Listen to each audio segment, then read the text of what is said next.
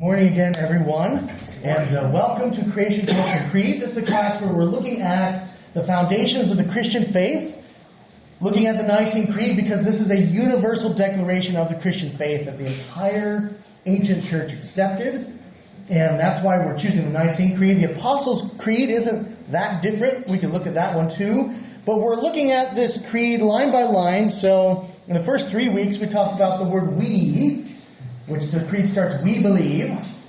Talk about what does it mean to be a person? What does it mean to be an individual? What does it mean to be in community?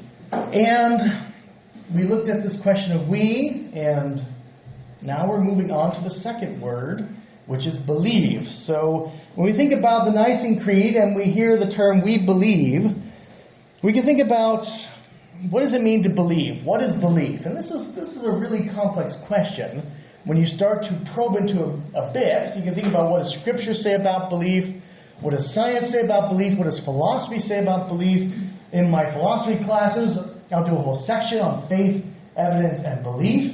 And it gets pretty elaborate in the discussion. I'm not going to talk a lot about the philosophical discussion, only in the background. But we can think about these questions of what is belief, right? When we say "we believe," what do we mean by believe, right? Is it something that's knowledge? Does belief mean that we know something to be true with absolute confidence? Or does it mean we have faith, that we trust it to be true? How much faith do we need for it to be a belief? What's the difference between knowledge and belief, right? When does belief become knowledge? And what's the role of doubt in belief? Can we control our beliefs? Right? What sort of control do we have over our beliefs? Today we're going to talk a little bit about how we don't have as much control as we might think, but what we do have control over is choosing a community of beliefs, and that is the most significant factor in how our beliefs are formed, and that is where are we situated in terms of community, because communities inform our beliefs, which inform our behavior and our actions, our identities, ourselves. And so we don't always have a choice of what to believe. If you're nested in a certain community, the beliefs will filter in regardless of how individualistic, how autonomous you think you are. So we're going to talk about these dynamics. I'm going to look at a little bit of science, look at a little bit of Scripture, and hopefully we'll have a good discussion at the end. I'm going to focus a little bit on the Apostle Thomas in his belief structure. So we can think about "we believe" and ask, okay, well, where does belief start, right? Where does belief start? And biologically, belief starts with the brain. So from an article on belief and the structure of belief in terms of the psychology and the neuroscience, one scientist says this: the process of believing is one of the most fundamental processes that enable humans to be human. And I reflect on this sentence from a scientific article, and I think, well, that's true. Right? What would I be without my beliefs? What would we be without our beliefs? What would humans be without their beliefs? If you think about the role of beliefs, they're very fundamental in who we are as individuals and as a community. In fact, I would say that we are our beliefs in a key way. When I think about what makes you, you. So when we say "we believe," there's a sense of, well, belief informs the we. It tells us who we are, and we can think about, well, what follows informs who this we is. And so the Nicene Creed starts with a "we," and then the belief connects the rest of the creed to the "we," and informs, well, who is the "we" we're talking about. Our beliefs create our identity, our value structure, inform our actions. The brain can be called a belief engine. Some scientists like to call it a belief engine, always seeking to find meaning in the information that pours into it. Lots of stuff is going on in the world around you. Lots of stimuli are coming into your brain, and you're trying to find meaning from these stimuli. This is where your beliefs form, and believing is a fundamental brain function on which society and individual behavior is grounded. What we believe determines our reality. Right? It shapes our behavior and our culture. And from this article, this little image here about belief systems are informed by community narratives and rituals, and they are acted out in behavior. And this sentence, what we believe determines our reality, the scientists who wrote the sentence actually included, and not the other way around. And I was thinking, well, is that true? It's interesting to think about. Does reality inform our beliefs? Well, I think there's something about reality that informs our beliefs. And so I didn't put that half of the statement there, but some scientists would make that argument that our beliefs are more important in shaping our reality than reality is in shaping our beliefs. So some people would argue that.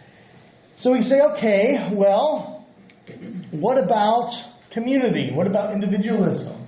Belief is fundamentally communal. When you look at the structure of belief, we find that every belief is socially and culturally embedded. All right, think about what sort of beliefs you have, where they come from, and how many of them you've come up with on your own. Right? Is there any belief you have that is a belief that only you have, that's not shared by any sort of community? And we'll find that most of our beliefs are deeply cultural. They're deeply historical. Right? If we talk about anything with, what's that big shiny object in the sky that's staring down on us? And you might say the sun, and you might believe that's true. And what's the sun? It's the ball of incandescent gas, right? And you say, okay, well, where do you know that from, right? And so you can think about how you would describe the sun, and that's not from your own experience. You haven't been to the sun. You haven't studied it. You haven't taken samples. And we can think about the structure of belief. Some beliefs are more cognitively natural than others. A couple of weeks ago, we watched a video where a cognitive scientist by the name of Justin Barrett said that children naturally believe in some sort of theistic God. It's a very natural belief. So it doesn't take much to get that belief going. Right? It doesn't take anything to get a child thinking about God.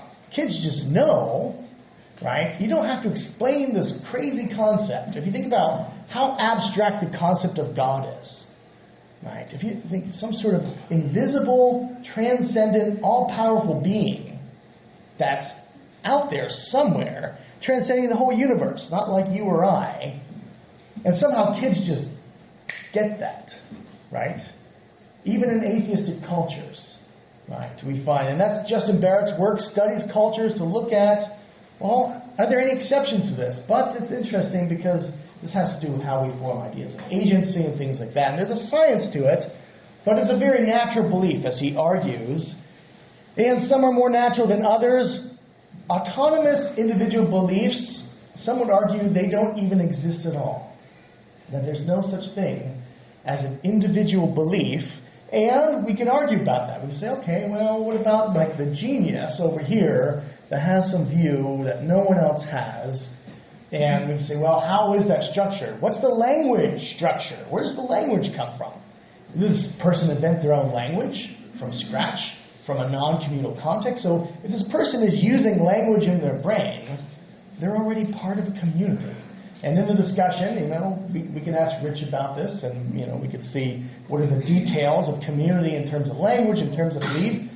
But all this is to say that, well, belief is fundamentally communal, it's fundamentally cultural. And so we can say, okay, well, they're also shaped by rituals. They're shaped by cultural narratives, but also shaped by rituals. And rituals have a deep impact on belief. One scientist says people in communities and societies will be similar in their belief systems due to exposure to virtually identical narratives and rituals. There should be an end of the quote there.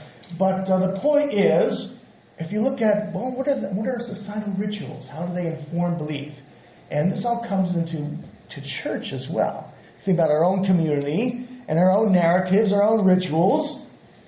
But what's interesting, and this is a disturbing fact about belief, once a belief is formed, it's very, very, very, very, very difficult to change. And there's a lot of areas. I'm tempted to say impossible. It's not technically impossible, but certain types of belief get so ingrained that even if you expose people to evidence, lots and lots of evidence, what happens is if you take a direct approach with that evidence, your brain essentially shuts down. It wants to protect itself. You want to protect your own belief structure. So if someone has a direct challenge to you, typically the typical person will not hear that challenge if it's questioning a core aspect of their belief. And there's a lot of interesting research on this in terms of confirmation bias, in terms of things called the backfire effect, in terms of cognitive dissonance. The backfire effect is when you debunk a myth and it actually strengthens the myth because people go back to their residual memory and their first impression after about 5 days to a month, and then because it's such a familiar story, it actually strengthens their belief in the myth. And so all this is important in terms of teaching. Right? This is crucial stuff if you're ever in a teaching environment, thinking, well, how do you actually get this to work? And the things that do work, right, you help people discover their own fallibility. And one of the best things to do about helping people change their minds is to give them information like this to show them that their minds are fallible. So once you kind of have that check, well, wait, I might be believing something, I might be just confirming my own bias. So having a knowledge of that actually opens people's minds. And there are ways forward, but they're not the popular ways, right? Folks who will be exposed to some sort of article like this are very rare. And then to actually try to test out your beliefs is extremely rare. And we can see this all over the place. You just turn on the TV and you'll see two sides arguing at each other. And it's like there's no conversation happening. And this isn't getting better. In fact, it's worse than it ever has, and it's getting worse each year, according to studies. We live in the misinformation age, and the more exposed you are to internet media use, on average, statistically, the more you are going to be susceptible to confirmation bias and less of an independent thinker. So the more you're hooked in to different sorts of communities. And the reason why, lots of interesting articles about this, is that we find to have, one person puts it this way, that the majority of folks who use the internet and use especially different communities in the internet have a tendency to burrow into what this person refers to as their own echo chambers of information. So people insulate themselves typically, and this is typical internet behavior. People insulate themselves in the community and don't seriously expose themselves to other communities where there's different information. And everyone knows that there's lots of misinformation out there, which makes people even more protective of their belief structures. And so your brain shuts down in this context, and we're less open to new ideas than we ever have been in the history of anyone studying this. So lies become institutionalized within homogeneous online networks. That's the more scientific way of saying echo chambers of information, right? So we can think about this, and maybe you've discovered yourself doing this sometimes. Well, I don't want to read that. I'm going to snooze that person on Facebook. I've done that a lot of times. I don't want to hear what they're saying, right? Because it threatens my belief structure, right? And so we can say, okay, well, what do we do about this, right? Studies are showing that proof has lost its power, that people are resilient to changing their minds. Well, one person puts it this way: with the arrival of the information age, a person is bombarded by facts from every direction, like drinking from a fire hose. Aware that there's a lot of false or misleading information out there, belief mapping kicks in to overdrive, and ideas are adopted or dismissed practically without consideration, based entirely upon which seem right and which seem wrong compared with a person's current belief map. Right? So we get entrenched in our own beliefs, and we say, well, how do we fix this? What can we do to start going back on the road to truth? And what's interesting is, when I ask this question, I find that when I look at what is recommended to teachers, I find the absolute genius of Jesus of Nazareth in terms of never show your cards, right? Never have a direct approach. If you want to change someone's mind on a controversial issue, you cannot come out swinging, right? Tell a story. internalize it, personalize that, get them into the story. I'm reading all these recommendations for teaching. I'm thinking, this is Jesus of Nazareth. This is his using parables. This is his never talking directly with those who are on the outside of his circle. Right? So there's something I'm thinking, now that's either an amazing coincidence, right? Maybe that's an amazing coincidence, or maybe Jesus knows human nature better than anyone else and knows how to teach better than anyone else. I think those are our two options. Coincidence, or there's something more than coincidence going on there. So we can talk about the road back to truth. And we can say, okay, well, here's from the same book. It says, belief mapping has never been as problematic as it is in the information age. If a solution may be reached, it would start with the individual being skeptical of one's belief map and or all of the information they receive, no matter how attractive. Yes? Can you clarify belief map? Yes, so belief map is the structure of your beliefs. Right? So you think about what's at the core of your beliefs, and maybe that's something like God. Right? So I believe in God. Or maybe it's something like Jesus. I believe Jesus is the Son of God. And so when you go out there on the internet and you see all this information out there, we will tend to like things that affirm that belief, right? We can think about political beliefs. I believe in gun control, right? Or something like that. And then if we see something that says, there shouldn't be gun control, then we tend to insulate ourselves. Right? So belief maps are like, if you think about what's at the core, and then what are the you can take them or leave them sort of beliefs, right? I think take it or leave it sort of belief, maybe some sort of artificial sweetener. Well, that one's bad for you, but this one's okay. So you just switch, right? And it's not going to destroy your world. Does that make sense? Mm-hmm. Okay.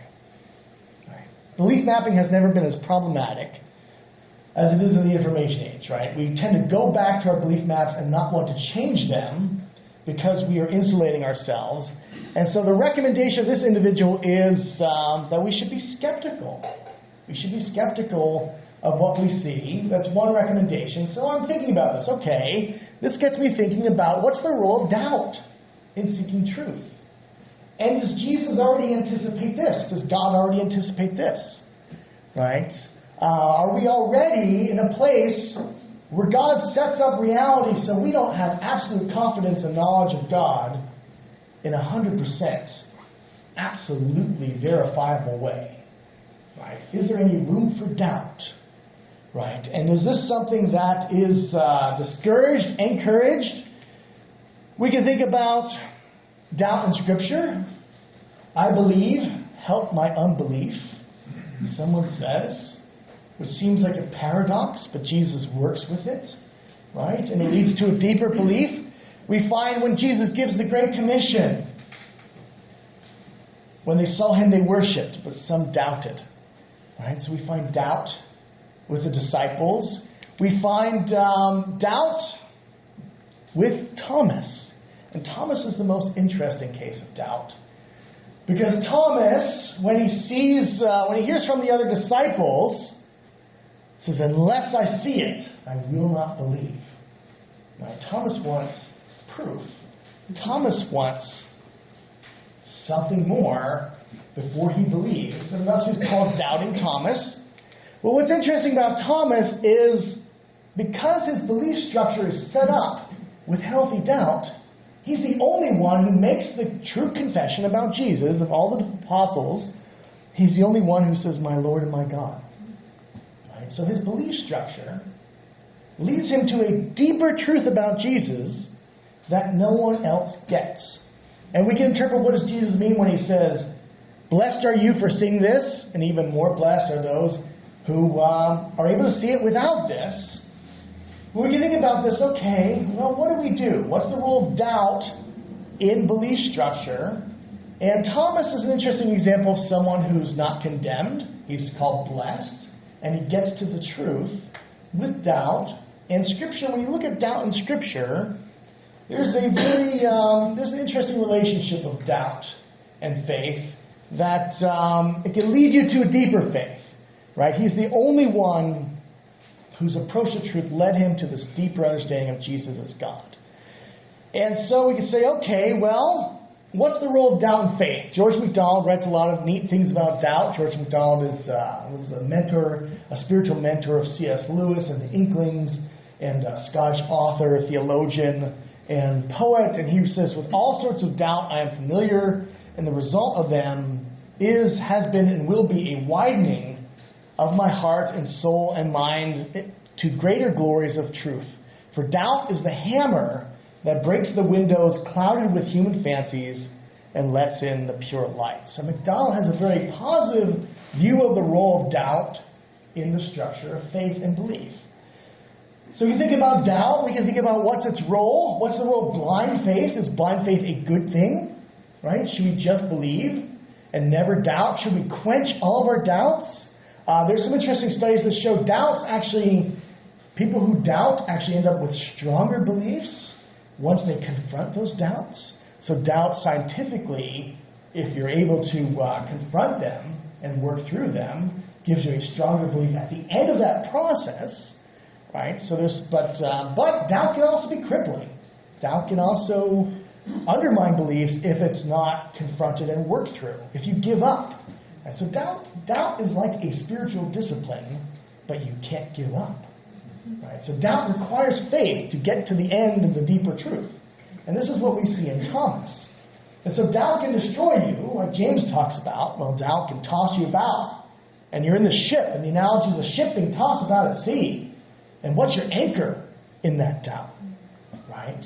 And so the doubt can also bring you to a deeper shore, a better shore, if you're able to navigate through it. But it can also sink you. So it's complex. We can think about doubt, and we can think about faith. We can think about what's our own personal experience. So I'd like to, in our groups, we'll split up into groups. Let's see if we can do a couple groups of 5, so more people get a chance to talk. And think about this. So 3 questions. You can take them in any order. One is a personal question. In your own experience, what role has doubt played in your belief, your search for truth? Right? So if you feel comfortable talking about your own path, then you can talk about this question. Right? Well, what's the role of doubt in your search for truth? Has it been a good thing? Has it been a bad thing? Has it led you to deeper truth? Or have there been times when doubt has crippled you or almost sunk your faith? Another question is to think about the other disciples and how do we interact with doubters in our own context, in our own community, right? In our own self-understanding. How do we deal with our own doubt? And I think this we can approach by thinking about Thomas that week when all the other disciples are insisting that Jesus is risen, but he didn't see it and he won't believe that. How do you think he would have treated Thomas as one of the other disciples? You think you would have been okay with him? You think you would have been frustrated with him, annoyed with him, or how would you have interacted with him? You think you would have been okay with his doubt? Would you have encouraged his doubt? Think about how you would interact with Thomas. And lastly, Paul says in Romans 3:3-4, that the unbelief, he's talking about Jewish folks here, he says the unbelief of some will, he says, absolutely not cancel God's faithfulness. And that word piston is the root of belief or trust or faith. And apistia is unbelief or unfaith. And so he says that will absolutely not cancel God's faithfulness because God must be true even though everyone is a liar. Right? And think about, well, that's a profound statement. That's a radical statement sometimes. That God will be faithful even if humans have no faith. And he's talking about Jewish folks. Do you think this applies to anyone else? Do you think other people could fall into this understanding of God's grace? Right? How do you think this applies to those who doubt the Christian message, whether in the church or outside the church? So that's a more broad question. To think about, how do we view those doubting in the church and doubting outside the church? So 3 questions, and there's a question to start us off. Yeah, it's actually more of a comment. Just that I think this what we're learning is really well timed based on this last week of events. Because they've done just some surveys about you have these 2 people, Kavanaugh, the judge, and Ford, right, who had they both had these really compelling testimonies, right? Of he did it, I didn't do it, right? And who people believe they've shown falls almost exactly 100% among party lines, right? Yeah. I mean, it's like truth is hard to discern, and so when it's hard to discern, people just back into sort of to their identities and their communities and deciding what they actually believe. So and even negative information about someone, it makes people dig in their heels. You know, so we're in a real dilemma regarding belief in truth in the present as a nation, and you're absolutely right. You see this everywhere. So think about, well, how do we do this? You know, I want to start with us in this room, right? And the politics. That's the larger picture, but we have to start here.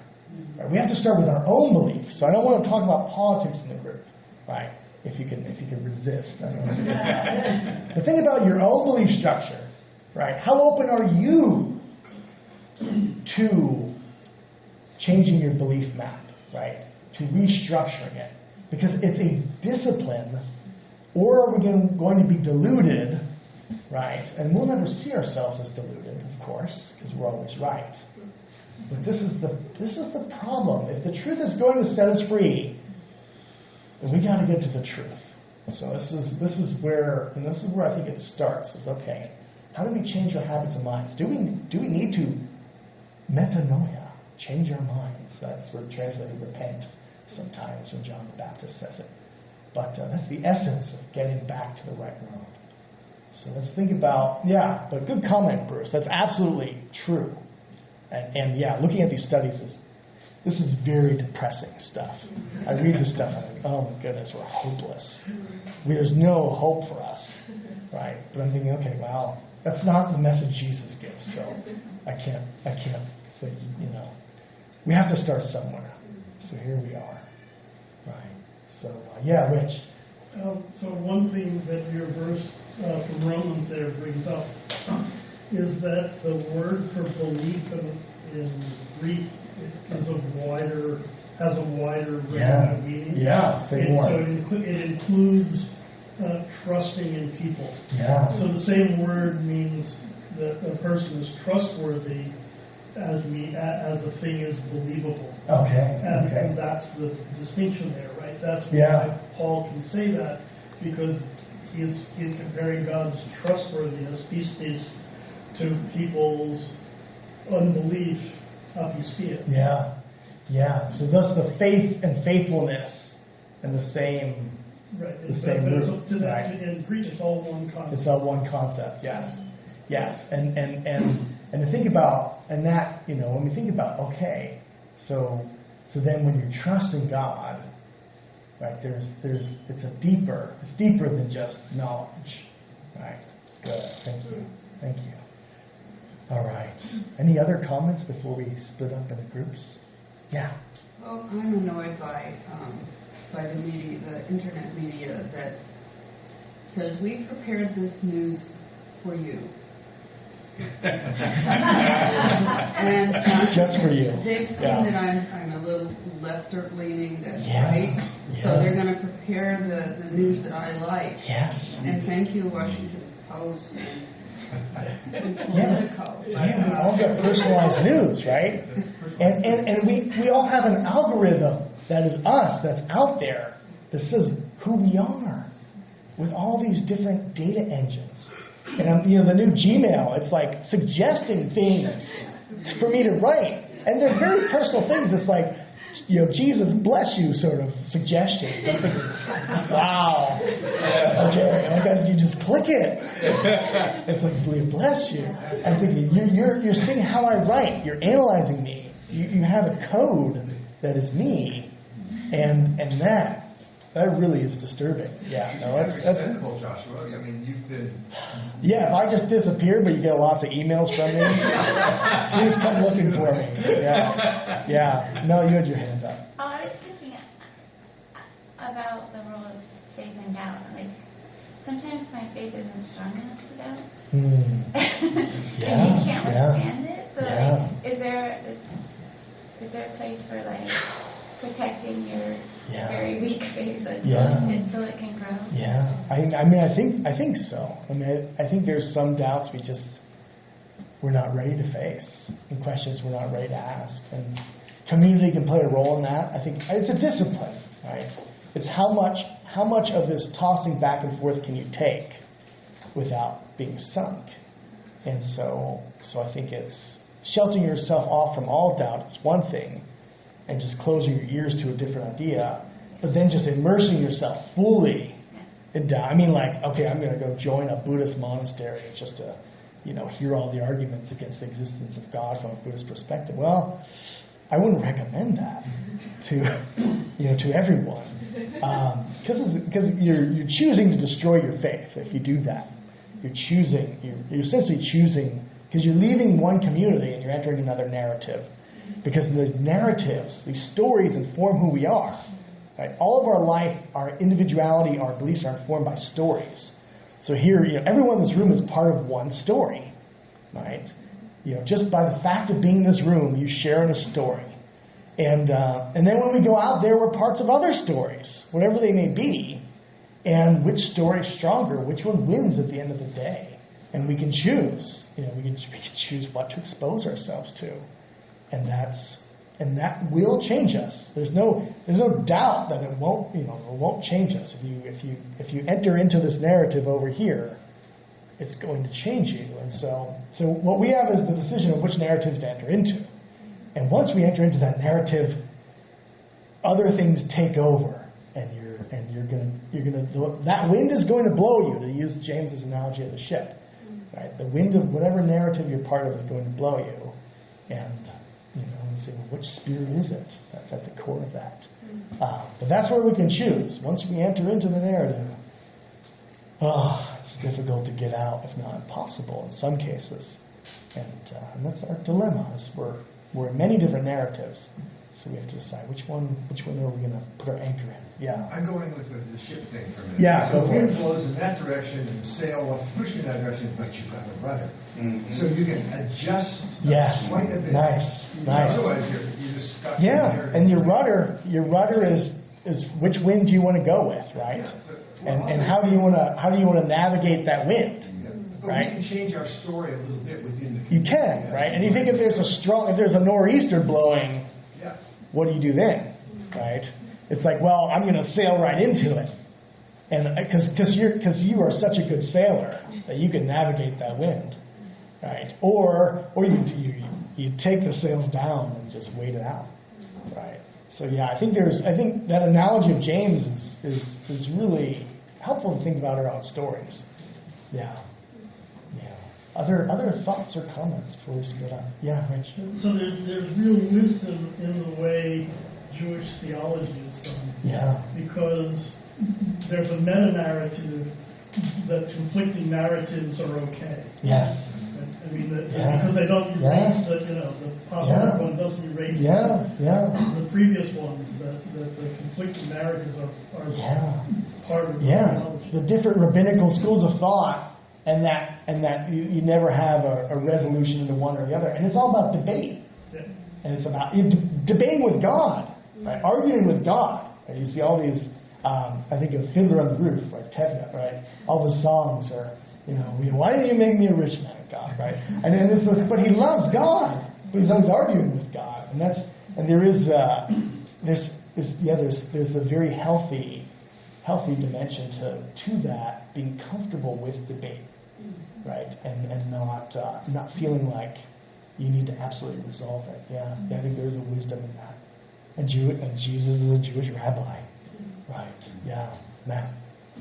I think this is like the idea of doubt and faith. Such a good topic, like getting the grass line, and really it's good for us. But I think the idea that doubt is okay, along with the what God, like one way to interpret, I think, what Paul says in Romans isn't just like, because in some ways that was like there's a sense that verse is a exhortation to believe. Like even though these other people say that God isn't true, God's still faithful. But I think that also like the way a very helpful interpretation for me is that even though I am not faithful to God, God is still faithful. Yeah. So I mean, that means like my doubt is okay. Yeah. Like I'm allowed to doubt. I'm allowed to say like I haven't figured this out. Yeah. And God is still faithful to me? Yeah. There's a sense of Eden in one way of looking at God, giving us the space to figure that out. And if He remains faithful to us through that process. Yeah. Absolutely. Yeah. And you see that with Thomas too, right? Jesus doesn't say shame on you for doubting, right? He gives him what he needs, and Thomas makes the confession, right? So there's a sense where there's a blessing in not having to worry so much with doubt. So there's a clear blessing of being like children, right? Yeah, exactly. And so, but there's a different sort of blessing that comes when doubt is resolved, right? Doubt is a curse that can end up as a great blessing in some sense, but God always walks with doubt. Yeah. And I think this is some way that we're tempted to fear doubt. Like we're tempted to say, I doubt, therefore, like my faith is at risk. Yeah. My belief in God is at risk. Yeah. Maybe this whole thing isn't true. Yeah. And I think it was really helpful just to come around to that. Even though I'm unfaithful, it doesn't mean I don't receive grace. Yeah. And so I can go my entire life, doubting, and I will. But that's fine. Like God expects that. Yeah. And God has set it up in such a way that you can always question God's existence, right? God could enter into this room in such a way that all of us would not doubt God's presence at all. That God could completely reveal God's glory any moment God wanted, but God doesn't, and that's by design, right? To create that space, which is also a space of freedom, right? The fact that we can doubt and explore these questions is a lot of scary freedom. Freedom is a very scary thing, but we're given it as a terrible, in the sense of like terror-striking gift, right? It's a scary thing when you have freedom, and to use it wisely and responsibly is it's a gift and a burden at the same time. But we're given this as a gift, but it's sometimes feels like a burden too. Yeah. Other comments? All right. Well, let's try to get in groups of 5. Try to keep it around 5, 6 at max, because we've been getting like 2 groups of 10, and there's been a lot of silence. So let's try to have a little bit smaller groups this time. And think about what questions you want to talk about.